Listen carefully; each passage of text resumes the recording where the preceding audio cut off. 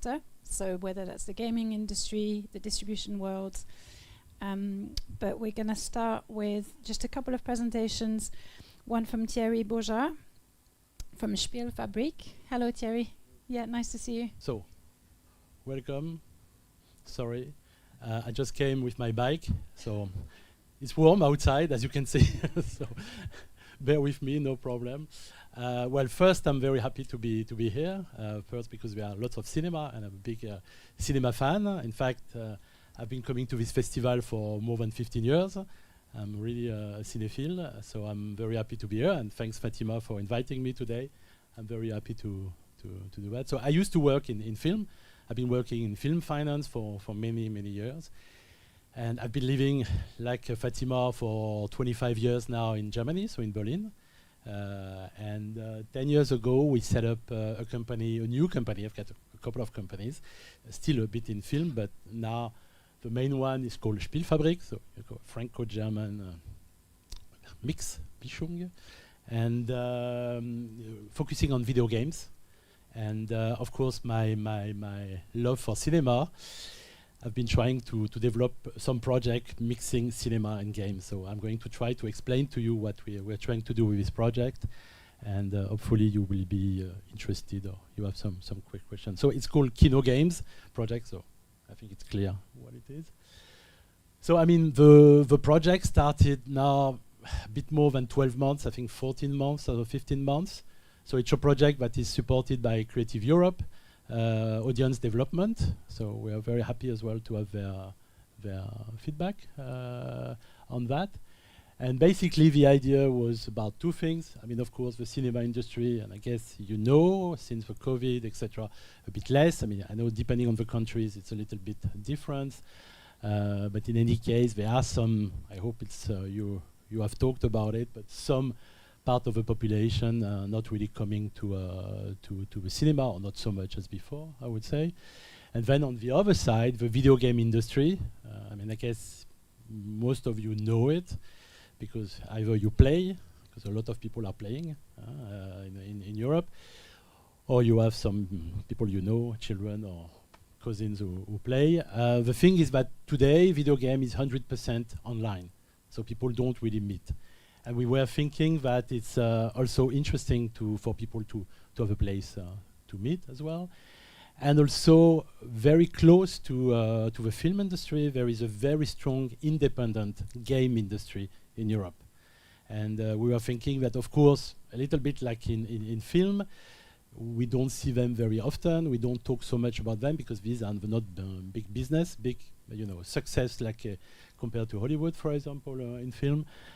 And that's why we were interested to look at that and to help as well the indies, what we call indies as well in Europe. And of course, yes, to optimize the cinema occupancy rate by attracting the gamer community. So that was the idea, as people in game tend to play in community. So we don't talk really about audience, but talk about community. So yeah, for you to know, I mean, it's obviously, you know about the cinema, what's happening. Of course, it's coming back a little bit, I mean, depending on the countries, as I say, and depending on the figures. But okay, you all know about that, but more about the game so that you understand. The average age is 31, so it's not necessary for very young people, okay? And more than 50% play game in Europe, and 45% that are women as well. So, and yeah, there are many new games released. Why? Because to do a game is much cheaper than doing a film. I mean, there are anything between, let's say, 100,000 to 100 million euro to do a game. But in Europe, I would say indie games are done between 200,000 euro and 1 million. That's definitely that. So it's much easier, and also there are engines, I guess you know, to create and to develop projects. So it's quite easy to do. The barrier of entry is not very high to do a game. So that's why there are so many games created. And also something important to understand is that most of the people play all games, meaning there are thousands and thousands of new games coming every year. But in fact, I think it's 70% of the people tend to play games they started 2, 3, 4 years ago. Okay, so it's a very different matter. So you know, trying to have this thing between the film and the game industry. Our goal is to offer a place where video game community can meet and exchange, because as I say, everybody's online. It's global, but you know, they want to be part. To offer a unique experience, so something that you could have in cinema that you don't really have as well online, and as I say, optimize the occupancy rate for cinema. So trying to find a way to bring back some people to your cinema. But again, I will talk about that, but the idea is to go away from just one event like that about game, but to do something regular. So what is interesting and why video game? Of course, because it's a very big market. I mean, maybe you know, but it's every year 200 billion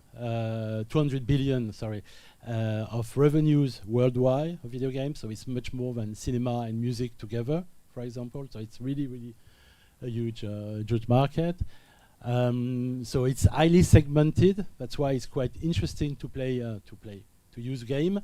Is that you can really target some very, very specific groups, which is not always the case in cinema. To leverage video games, I mean, of course, during the COVID, everybody played online, etc. But then they stopped, and now it's really for many people, game community is to be able to also meet and do things together, and then obviously to offer a new alternative, because you know people then are also interested to meet and you know try to get to know the community. So what we are trying to do is to become you know a player between the different companies in charge of developing video games. So it's studio, so like producers, we say developer in game, but it's like a film producer, and publisher. Publisher is like a distribution company basically who distribute the game. The difference a little bit with film is that, sometimes I would say, is that most of the publisher in game, they also finance a big part of the game. Okay, so they have some kind of control or interest into the development of a game. And then we would like to help you to develop a catalog and to help you to target this community in your city, on your region, and bring this recurring programming of video game inside the cinema. So for that, we are doing at the moment this Kino Games project, which, as I say, has been already 15 months. We have 6 partners in this project, 6 cinemas, I mean 5 cinemas and 1 film festival. So as you can see in Ireland, in fact, it just changed to a cinema in Dublin, the Lighthouse. Kedis in Belgium, the Savoy in Germany, in Hamburg, Arcadia in Italy, and the Cultural Center in Slovakia. Slovenia or Slovakia? Slovenia. Always mix. Okay, so and the idea is to, and the festival is in France. I know where it is, in Strasbourg. It's that's safe. It's the Fantastic Film Festival in Strasbourg that is happening in autumn. So the idea is to try different formats, to work with different events. So we are planning altogether for the 3 years about 75 events. We've done for the moment very few. We've done I think more than 15, but we still have to do quite a lot of things. And one of the points is really to understand what is the expectation of the audience and the different formats that could be interesting to develop. So we have different formats that we are developing. It's not the end. It was just at the beginning we started like that. Now after a year, I can tell you we are working on different of the types of format. But basically, so important thing to know is that in game, people like to play, but in fact, most of the people like to watch, like in cinema. Okay, so they like watching people playing. Okay, so that's very important. That's why we think it works in cinema. is that some want to play, but a lot of people want to come just to watch the other playing. And of course, they could play.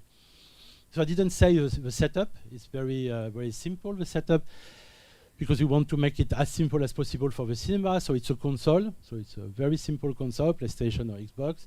And so it's up to 4 people playing together. Okay? And people just rotate. They change. Some want to play, some don't want to play. And very important, there is a moderator. So someone who really animates the room, the cinema, and make sure that, there can be some rotation, or people are interested about the video game that is shown, etc. So that is very important. That is one thing that is clear up to now, is that you need a moderator. It's not possible just to leave the people and play alone. But otherwise, there are different ways. So you see, watch and play, watch and interact. We're looking at different types of tournament between different cinema. I mean, there are many things that could be done to interest the target group. So what we do is basically helping on profiling the cinema. So at the moment, we're doing that only with our cinemas. So really to understand how to get to the right people, to have this local exploration, to have some programming, because obviously it has to do with programming a lot. What do you show? And then the organization of the session. And then based on that, we look at what could be the right content and what could be done the next time. Okay, so it's a work in progress at the moment, where what we are doing is to understand what is interesting and what is not interesting.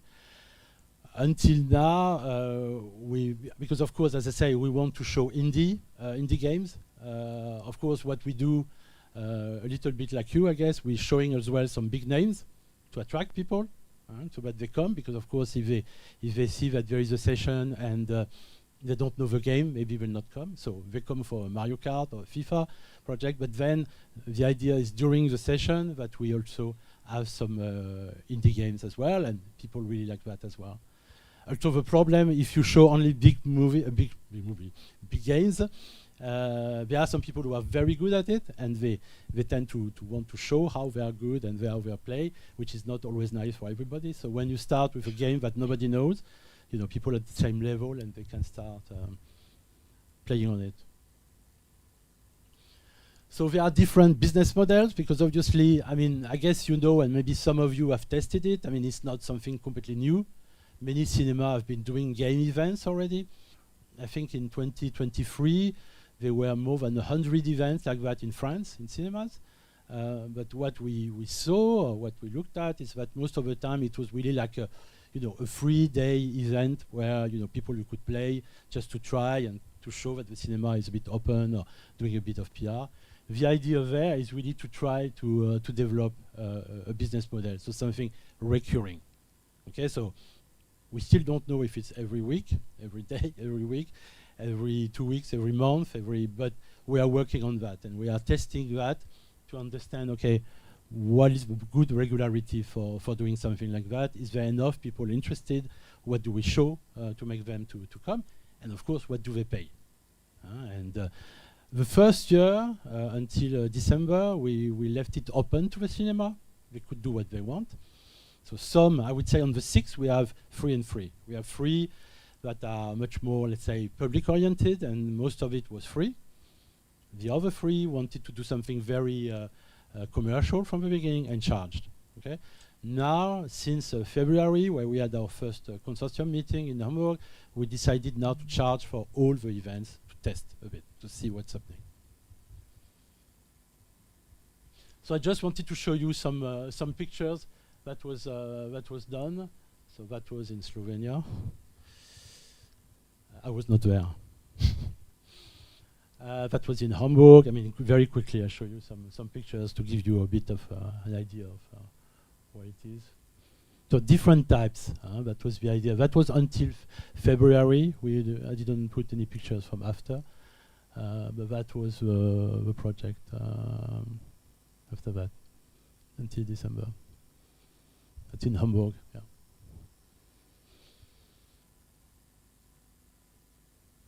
So So a bit of feedback, because of course we do evaluation. It's a big part of the project, is to ask everybody who came to the cinema and did the session to understand what they like, what they didn't like, etc. So I mean, most of people, of course, the people who are coming, normally they are interested in game and they want to play game and they are interested in that. But you see the why, what motivated you to come, to play, watch a specific video game, discover a new experience, a social experience. I'm a regular at the cinema. What was interesting in Strasbourg is that it was during the festival, so last year, only half of the people came to the cinema before. So it was a good way to attract new people to come. And if there was also a problem with the game on that night, the server didn't work, etc. So they played a completely different game that nobody knew, and people really like it.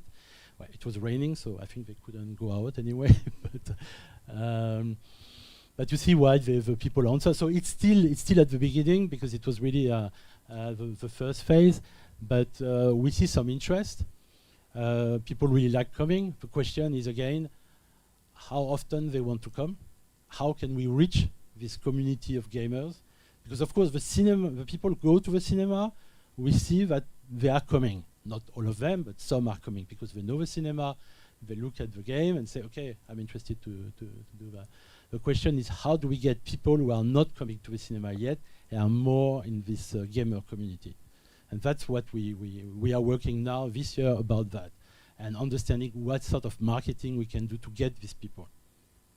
Okay. And yeah, attracting new way. So I think that was it. So I mean, basically, as I say, we're going to finish in about 18 months the project. We have already quite a few cinemas across Europe and festivals as well who are interested to enter in the project. I mean, of course, they cannot be part of a consortium, but they are interested to be on our platform. We do exchange of practices between what happened in the different cinema. We're also happy to bring some content. I've got a catalog there if you are interested to I'll show you after.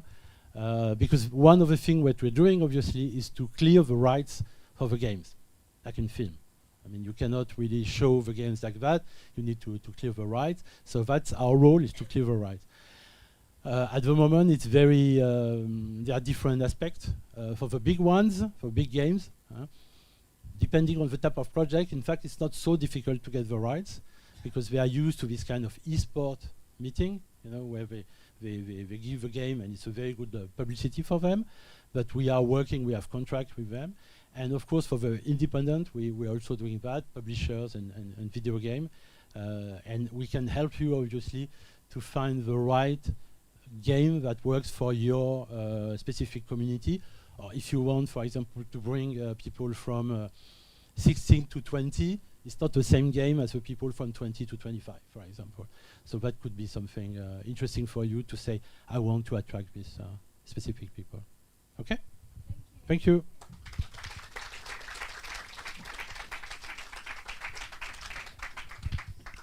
Thanks for that. That was really interesting to see it as a potential audience development tool, you know, of an audience that maybe doesn't come to the cinema but could be attracted by that. Out of interest, does anyone do gaming stuff? Some. Okay, yeah, so there's some people in the room. You've got a question. Hello, thank you for this very interesting presentation.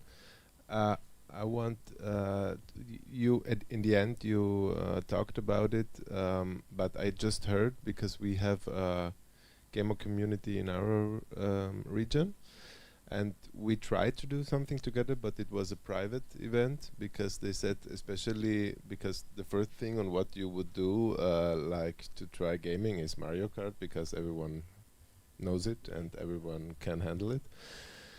But Nintendo is very strict with the rights, for example, and maybe you can tell me more about that. And if you have any, if a cinema would like to start something like this, which games would work best? Because most indie games maybe are too complicated, or because the audience is maybe not used to that kind of events. So if you have any suggestions on what games would work best at the beginning.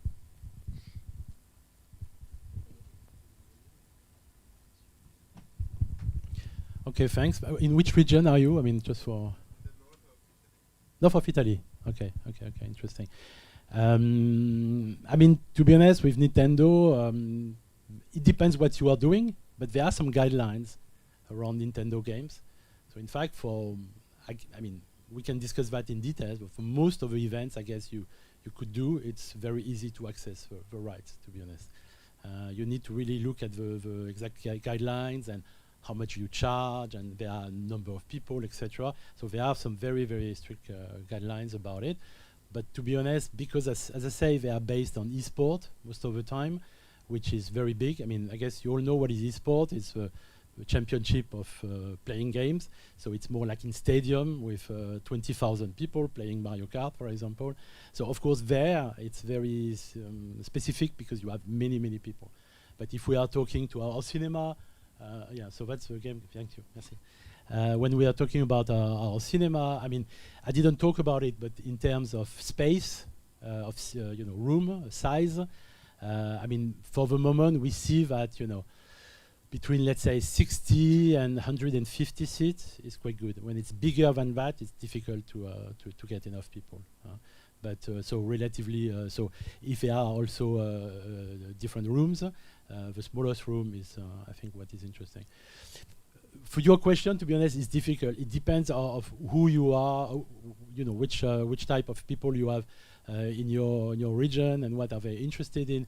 As I said, most of the time we try until now to show a big game like Mario Kart or FIFA to attract people, so that they say, something like that is playing, I want to come, and then showing them some other games. So it's difficult. I mean, this is, for example, a game catalog that we are creating, so it's explaining. I mean, if some people are interested, we can send that to you. But the idea is so it's games that we have cleared the rights, for example, that can be used. And as you see, you can see in terms of language as well, the genre, the timing. So we didn't talk about the timing, but that's a big issue because obviously it takes quite a lot of time to play. So we have a lot of format which is film plus game, which takes a long time. And the question is, how do you charge when you have a film and the game after? So at the moment, we're charging a few euros on top on that. But if it's separate, it's only the game. So the ideal timing of a session, and of course you can also work with local game developers who are maybe also interested to show some of their project and show how they developed it and want to talk about it, because it could be also a very good way to promote their game. I mean, as you may know, I mean, it's a bit like the film. It's difficult to promote indie games in Europe on the big platforms like Steam, or because it's everybody, all the big names are there. So of course it could be a way to present. So I don't really have something specific to say. I mean, I think it's really about target group. As I say, I think that for me is one of the main plus of game, is that you can really target who you want to reach. It's much easier than I think in film. Okay, there was right, one more question and then we'll move to the next.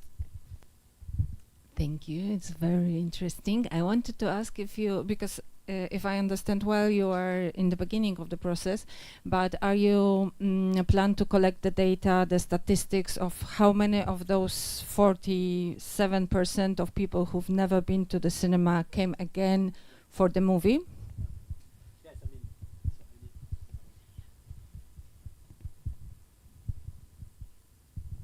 thank you. Yes, I mean, a big part is really about collecting data and understanding, say, who's coming, why they are coming, and are they coming to the cinema during the week as well to watch a movie. So we are also looking at bringing a discount, for example, for people who come to be able to buy a ticket on that. But yeah, that's part of it. I mean, as I say, we're going to do 75 events. It's not always easy to collect the data. I mean, I guess you have the same thing because people are living, and so we do it on site, but also online. People can follow, but we need to also build this database. And but yeah, for me, the main point today is really developing the right format, the right content, and finding the right business model. So how much people are ready to charge. I mean, just a thought like that, people who are coming and just watch, what do they pay? I mean, okay, they go to the cinema, they just watch as well. But it's a big question. People who play, I think they don't really have a big question, but people who are just coming and at the end they just watch, maybe they were thinking of playing, but for different reasons they don't play. You know, what do we do about that? So that's really something we need to work on. Okay, thank you. Thanks a lot. Thank you. Thanks so much. That was great. And we're continuing our gamification theme. Next up is Tom Gastinel. Is Tom here? Tom is on Zoom. Ah, Tom is on Zoom. Oh, wow. Oh, sorry, I should look here. Hello, Tom. Hi. That was a surprise. Okay. Can everyone hear me? Yes, we can hear you. Okay, awesome. Yeah. Hello to everyone in Bologna. I wish I was here today. I know it's going to be a bit harder to follow with someone far away in France. But, I'll do my best, and I know it's also almost lunchtime. So my presentation, I try to keep it pretty visual, and we're not going to be crunching that much numbers at that time, if that can reassure some of the people in the audience. And I want to give some use cases about a movie festival we did in Minecraft. So I'll be presenting the event itself and how we've been able to gamify European short films into 3 different use cases. So the event itself is called MyMetaStories. So it's a project from UniFrance and supported by the Creative Europe media strand, which you all know, I guess. It's an event that is during for 4 days, and we're presenting 14 short films. Last year, we also screened a feature film. And the goal for us is to engage the younger audience by meeting where they are. So in Minecraft, where we have a huge player base and a really young audience, rather than trying to meet them where they're not and trying to bring them where they should be, meaning in the cinema. And this year we'll be planning our 3rd edition. So we have, this was the poster from the first year in 2023, the one from last year, and we're planning for a new edition this October.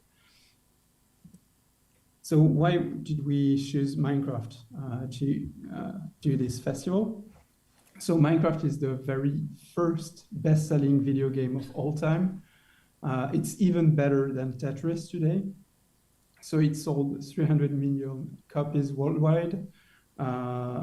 This year it's even growing bigger with the Minecraft movie that released. The audience is aged around 21 years old. And the thing about Minecraft is that it's really more than a game. It's what we call the sandbox game. And we could even call this like a metaverse in some sense, because the game gives the player tools to build bricks, brick by brick, and create the games they want into the game. So now we used to know games, and now we have games inside of games. It's also huge on social media.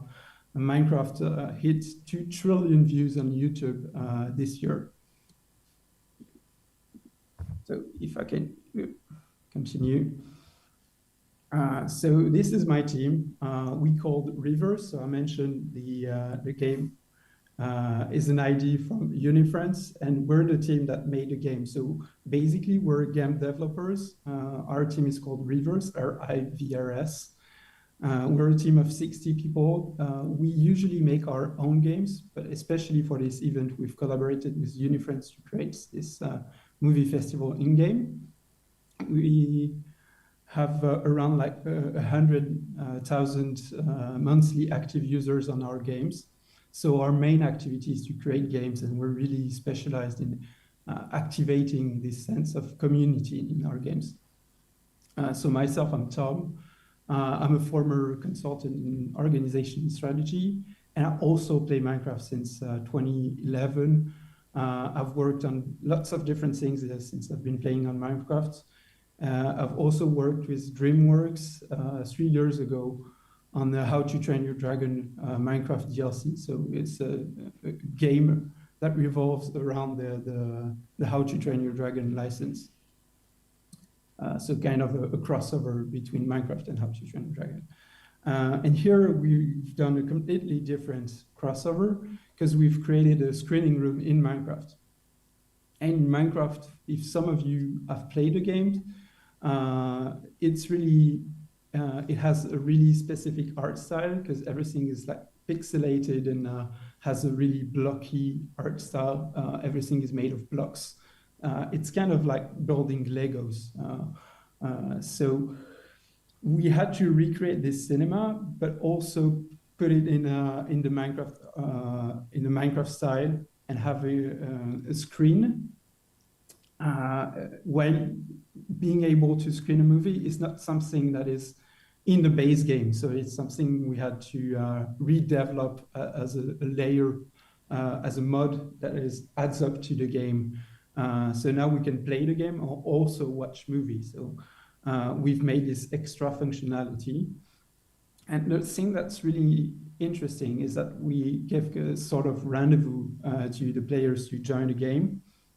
And we made it a social experience because the games we develop are all multiplayer based.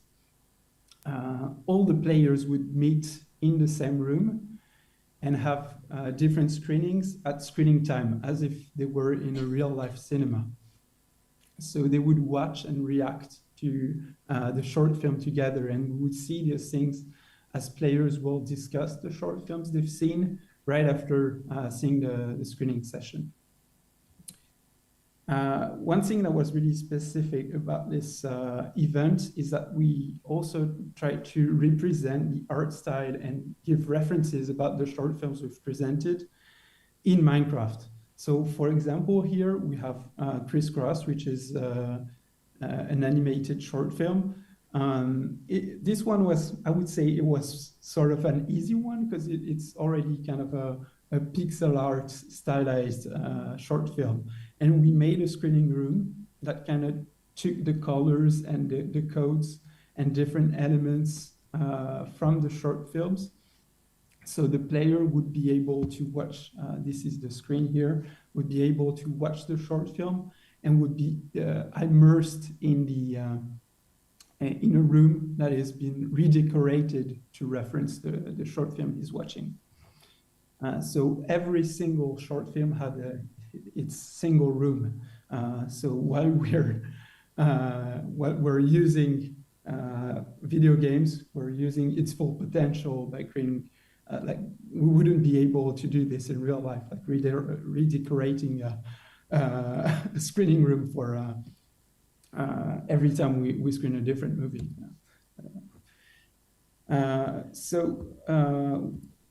Another thing we've done, so once the players would see the movie, they would also be able to play a game that is in the universe of the movie. So the example we have here, we have players playing on kind of like a jumping and run. If people here have already played the old platforms games such as Mario or anything, it's just like a race, and the first player to the end wins. But we've recreated the scenery from this short film here called Little Fun. And we're referencing different elements. So here, this thing in game. So again, it's always made with cubes. This is the way Minecraft works, and this is kind of the art side from Minecraft. But we're recreating all of the things with cubes. And here we have like the desk, which we see in the screen here. Other example here. So it's the same thing with every minigame. So another example here we have I Want Pluto to Be a Planet Again. We've recreated the same scenery here in Minecraft. And this one where we have a kind of a funny looking dinosaur from a short film called Tales from the Multiverse. We've remade this in Minecraft, and players would have to fight on this map. And another interesting thing that we've done is that we've created a quest. So we try to really gamify as much as we can here. And so the players would see a movie in a specific screening room, play the game that references that same short film, and then while he waits for a new screening time, say, he would be able to explore a city that represent the history of cinema. And we're kind of trying to tell an educative story to help younger audience learn more about the history of cinema. So the idea is that we've created some sort of small regions or islands, we should call them, that each represents a specific timing or period in cinema. So here we have the very beginning of cinema. So this is the studios from Georges Méliès in Montreuil. Here it represents Metropolis, which is kind of incarnating the mute cinema. Here we have the arrival of sound. So with kind of it's an Art Deco architecture, and with those sort of megaphones that will represent the arrival of sounds, and all of those regions would have different characters that also incarnates the idea of a different period each time.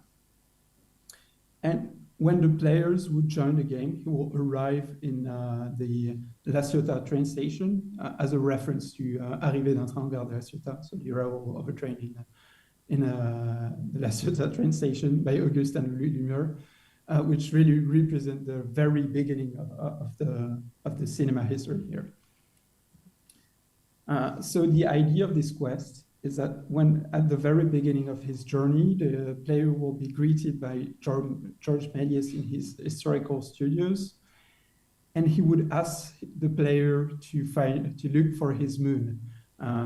He would see that the moon is missing from the scenery and the set of his film, and he would be meeting different sort of characters to find out where the moon has done. And through playing and meeting those characters will ask him to look for something in a movie, play a mini games. So this sort of quest works in both time as as an educative quest, but also as more of a tutorial to all of the activities that he will be able to play during the festival, and an introduction to the short films as well. So he would go through different places. This one, for example, and this is like our inspiration book. This place is called Castle Chroma, and the idea is that it represents the arrival of color in cinema. So we've made this a very colored place, and we took inspiration in the castle from I'm not sure about the name in English, but Le Roi et l'Oiseau, The King and the Bird, French animated movies here, as well as architecture from the 50s, because it's also the period we want to represent here. And at the end of his journey, the player will finally find a moon from Méliès, so the moon he was looking for at the beginning, and he would take a trip to the moon to watch the movie, A Trip to the Moon on the Moon. So that's kind of the joke here. And the rocket to go to the moon is more kind of an Arri Alexa inspired rocket. So if I go back here, we have the very, very old and first camera here, and more of the recent and modern one here that would be opposed in in his journey. So he starts from there and go to that point, which also represents today's cinema, but also the future of cinema. And one extra thing that we've done with this game is that we also bring on influencers and I would say gaming specialized influencers to play the game and watch the screenings in-game with their own audience. And their audience are huge. Like, for example, last year we had a single stream that peaked at 10,000 viewers simultaneously, and we had 27 influencers that live streamed their content on Twitch in English, French, and Spanish. So they would play the game, watch the short films while bringing their own audience, and they would create some sort of different engagement as well, as they are able to discuss. Like, if you've ever been on Twitch, the really interesting feature about Twitch is the Twitch chat. So the influencers can directly exchange with their audience through the Twitch chat. And we would discuss the movies, but the short films they watched, but also cinema in general, like asking what the last time you went to the cinema, what is the last movie you saw, which one is your favorite, etc. and etc. So the idea with bringing those influencers was to create a broader discussion about this cinema and use the game to create discussion and try to bring back, and this is where it gets a bit counterintuitive, because we're bringing people in a cinema in-game to discuss cinema and bring those younger audience to go back to the real life cinema. And it created some like really awesome and interesting moments, like this influencer, for example, that was stressed about missing the screening time. So she was like, please remind me what time is the screening time, so I don't miss that time and I'm really here on time. So it also created this sort of rendezvous and let's go to watch movies together with lots of different people from different like online communities in different countries as well. And one thing, if there is one thing we can learn from this their experience, is that the reason we've selected Minecraft and we haven't made like a custom video games is that there's already people on Minecraft and there's already players and the people are already there. So we're not creating a new game to bring people in, but we're using a game that gives us tools to make what we want and also have an already engaged audience. And I've tried to compare it to see how games compare to what we call sandbox metaverse platforms. So platforms in the metaverse that will let us create our own things and like create like those three games, Roblox, Fortnite, and Minecraft. They're the top three most played games, but they're also the top three most populated metaverse today. So if we want to create something in Minecraft, we can. If we want to create something in Roblox, we can, and we can create something new. And it's also way cheaper than creating a very specific game or a new something on a new, I would say, on a different metaverse platform as well. Also because the art style is cheaper and there's a huge community that have built a lot of custom features that we can reuse in order to create what we want. So there's huge opportunities to be built on those platforms as well.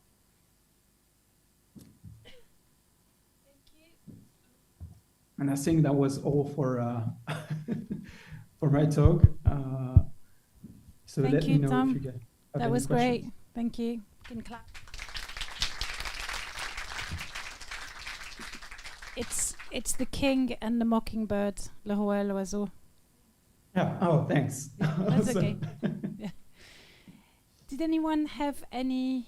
This felt very meta, by the way. The whole thing is like people within a screen in a game, and the level of attention to detail is just mind blowing. I mean, it's a labour of love, isn't it? It's quite extraordinary. Did anyone have any quick questions? We're going for lunch soon, so be concise. You've taken in a lot of information. We've got your contact details, Tom. So if anyone wants to find out more about how to get involved, get in touch with Tom. Great. Thanks a lot.